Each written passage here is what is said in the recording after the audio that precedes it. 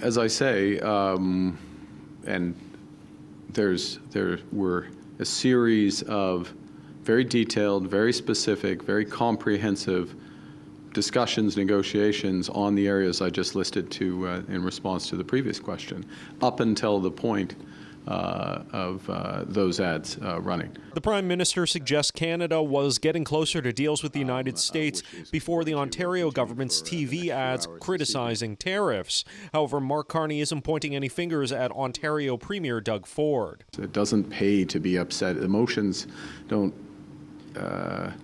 carry you very far. And we had made progress, to repeat.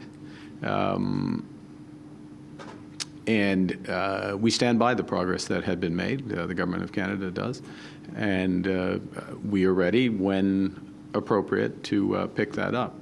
Carney didn't meet with the U.S. president at the recently concluded ASEAN summit in the wake of President Trump announcing trade talks were over. There's also no indication if the two will meet at the upcoming APEC summit in South Korea. I think there is no short-term solution here for Canada with the U.S.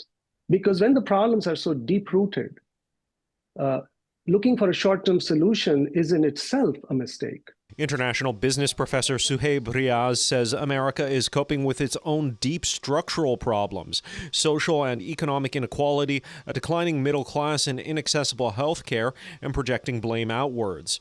Riaz does not expect America to address those anytime soon, and says Canada should keep exploring non-U.S. trade options while continuing to try to reopen talks with the Americans. If we don't do that now, 10 or 20 years later, we may come back and look at this as a missed opportunity, as a missed moment in time from a policy perspective, where we could have engaged with the rest of the world in much more serious ways. Mark Carney travels to Singapore next before moving on to Korea for the APEC summit.